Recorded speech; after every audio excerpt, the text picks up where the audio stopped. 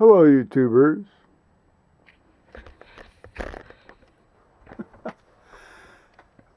Joe Kersey here at, well, it's at 4:30 on Tuesday. I keep thinking it's been Saturday, but it's Tuesday. God bless me, it's Tuesday. December 14th, 2015. The day after St. Lucy's Day. That's related to either one of those, either Rogation Days or Ember Days. I think it's related to one of the Ember Days.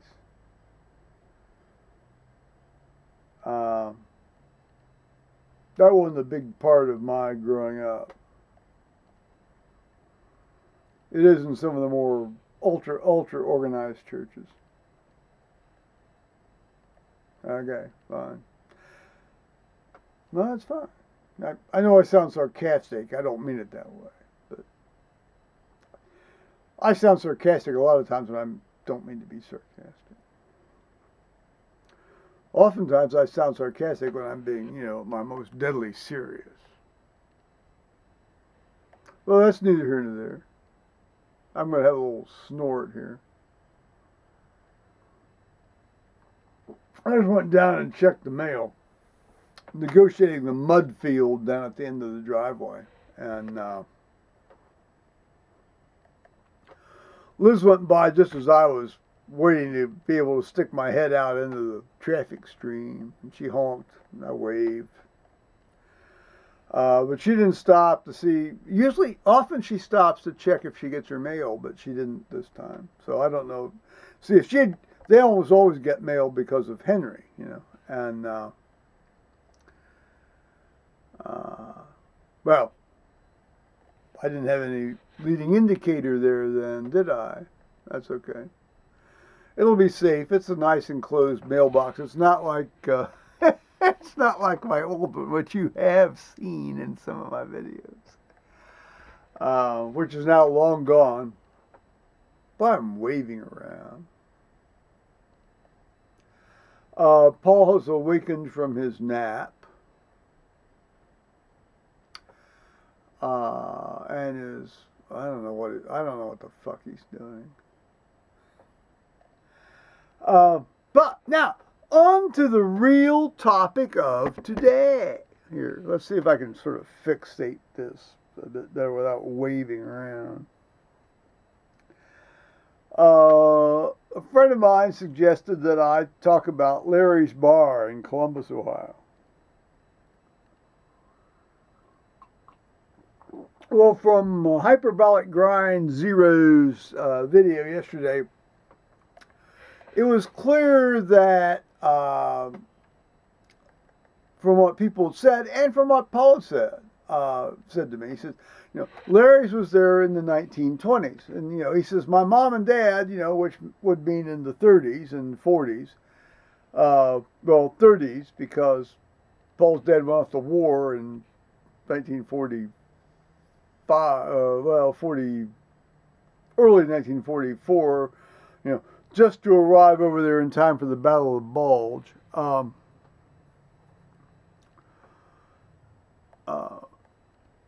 If it was there relatively earlier, presuming it opened after Prohibition rather than, and it could have been a bar before and stayed open during Prohibition, but one of these backdoor joints,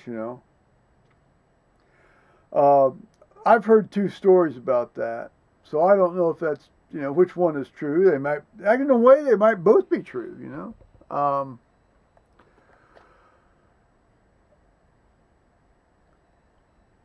Because I've been in older bars where, they show you where the little peephole is and all that kind of stuff.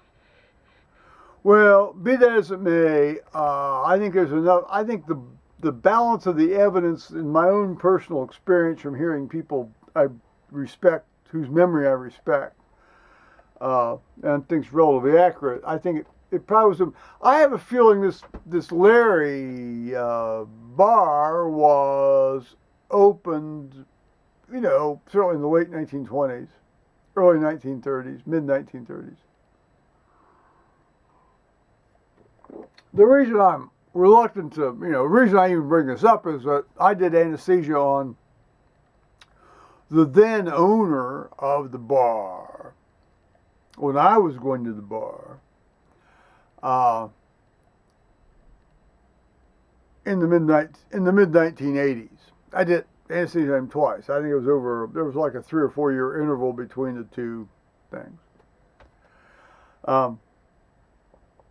Now his son, I think, inherited the bar, and I think also had the same name, or at least kept the name on the bar. But that bar is now defunct. I mean, it's just, I don't know, if there's a new owner, they may have kept the name Larry's or licensed the name Larry's, but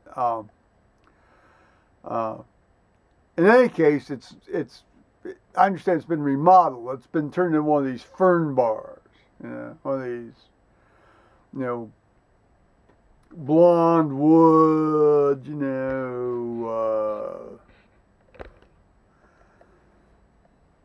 people coming around take your order, rather than sort of maybe wandering up if they gave a crap about you to come see if you wanted anything, like it used to be. He goes, that's the way it used to be. The way it used to be is you'd go in there, and if they didn't know you, they wouldn't pay fucking attention to you.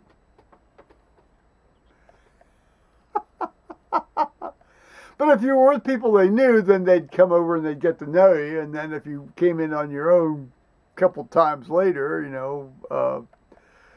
then they'd deal with you. I like that approach to life. Or like approach to that kind of a bar life. It's kind of like being over in a pub in the UK. I mean, if you go in there around 7 and you sit there and buy round after round after round after round to closing time, and aren't pissing and moaning about things, and you don't inflict yourself on other people, then a lot of times they'll ask you to the after session. That's happened to me a couple times, 3 times actually. And that's kind of the same thing at Larry's, although it wasn't quite that rigorous. We're a little bit more tolerant in the United States about folks, well, particularly our own people. But no, they often had an after party upstairs in Larry's. And yeah, it was a dream. It wasn't like a sex thing. People thought it was, but it wasn't. And which gets to the issue of my friend in Seattle on his hyperbolicGrind 0 said it was thought to be a gay bar, and it wasn't a gay. It was not in any way, shape, or form a gay bar. I was at Ohio State. I was at Ohio State University in that area for over 9 years. At no time did anybody ever say to me, "Oh, well, there's a gay bar." It's not. Never was. Interestingly, when I went down, when I practiced at Grant Hospital,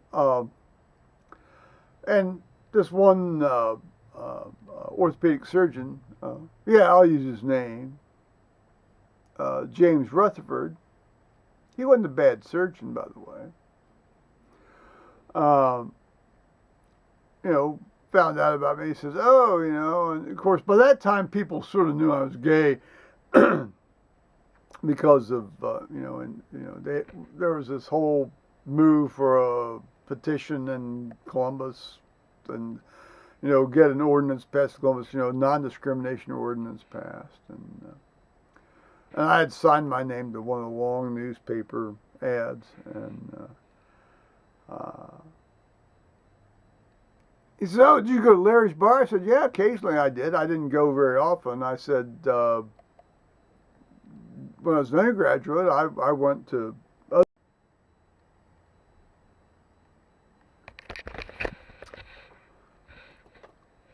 When I was an undergraduate, I went to bars I could afford. Well, no, Larry's was cheap. It wasn't expensive. I just went to bars that were closer to South Campus where I lived in East Baker Hall. Uh, but this guy was just trying to make a point in the surgeon's lounge, to try to get. He was trying to get a rise out of me. He was just trying to, egg me on. Dickhead. Good surgeon though. So it was very much as my friend described it. The wooden booths and the tables in the middle and the long bar and particularly the bathrooms with the graffiti, and they had graffiti on the tables, they had graffiti on the walls, and it was both magic. Well, it was magic marker at that time, one like Sharpies, and in the men's room, and there were carvings, and as he said,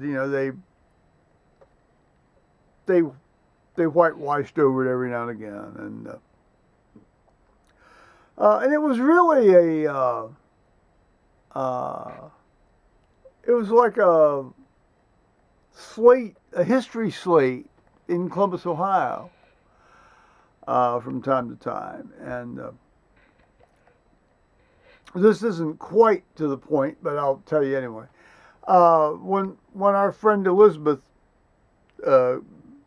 came up, who was actually the niece of the fella that my friend Seattle described the other day. Excuse me. She came up to use, and she said, "Can I go to the bathroom?" I said, "Sure, hell yes, yeah, you can go to the bathroom." She said, "Which one?" I said, I mean, either one is going to be equally problematic." So she says, "Oh, I thought," when she came out, she said, "I thought I'd gone into the men's room at the Dube." Now, the Dube was the Blue Danube bar and restaurant that was actually about 3 blocks north of Larry's. And, and she says, but that had largely to do with hygiene and cleanliness procedures. But what happened, shortly after she said that, they remodeled the Blue Danube, and they turned into kind of like this fern bar with all the tan furniture and plants and shit. And they tiled up the stuff in the various, in the men's room anyway. I don't know what they did in the woman's room. Man, it's passé now. Maybe they ought to have a woman's room. And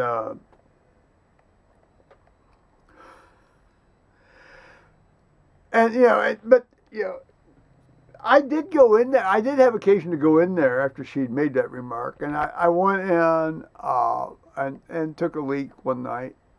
They did make incredibly good sandwiches, and their beer was moderately cheap, and and I wasn't driving, so that was okay. And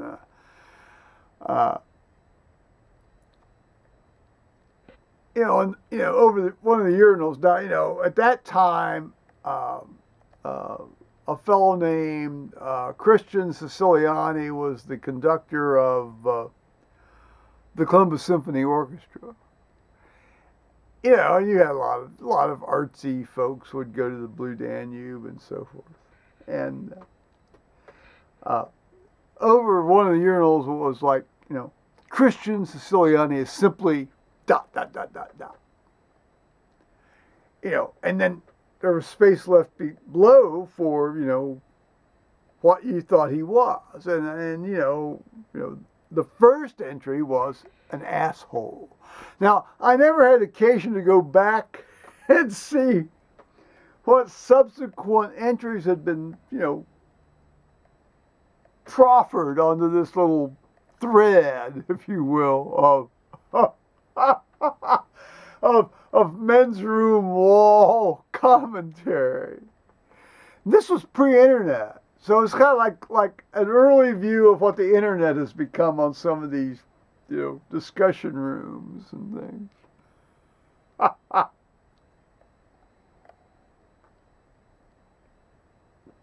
Well, okay. Well, so I do hope somebody went in before. See now, so I may have mentioned that I did do anesthesia on the current owner of Larry's, twice, and his son got it, and then it got. I don't know. It didn't get torn down. I think it's turned into a wing joint. Now they may have kept the same name or licensed the name or bought the name, the new owners, but uh, it's no longer the bar. It's no longer Larry's bar anymore. And I mean that's the end of an era. On the other hand, maybe it's good. Maybe you can only have that kind of an era at one point. And uh, it's yeah, maybe you can only have that at one point. It's there's always one more story. Now, uh,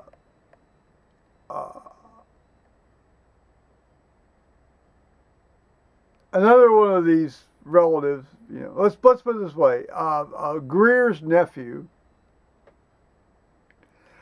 uh, frequented Larry's bar. And my ex-wife, I don't know how she went in there with one of these after work parties with her when she was still teaching or something. And no, that's not right. I don't know how the hell she ended up in there. But anyway, so she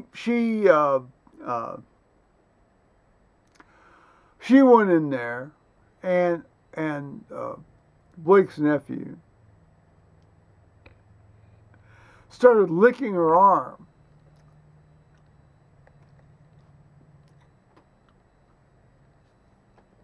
Now this man is a fellow I went over to Washington D.C. in April of '93 for the March on Washington. He's a nice guy, but he would get, sometimes he'd get out of control. Very much like his uncle Greer.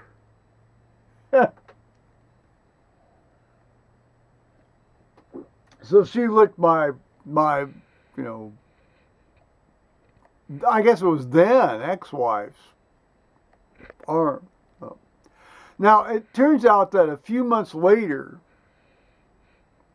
he was banned from Larry's because he had done the same thing to another woman.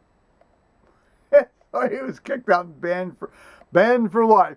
Well, banned for life in Larry's meant that don't show up for about 2 or 3 weeks, and come back on in and buy some drinks for people, and you'll be fine. And that's how it worked out.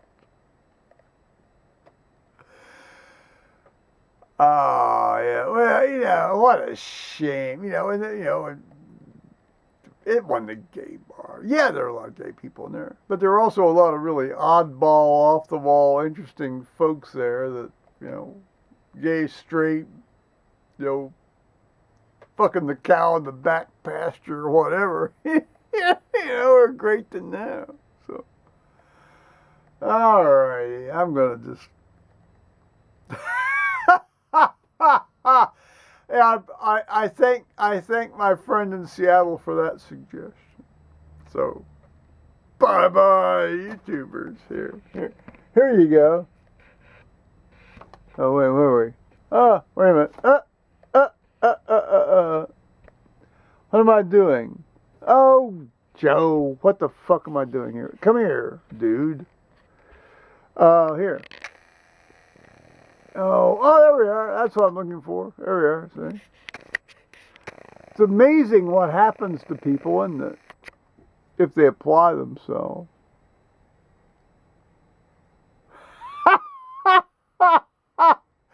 And I still do my CME, guys.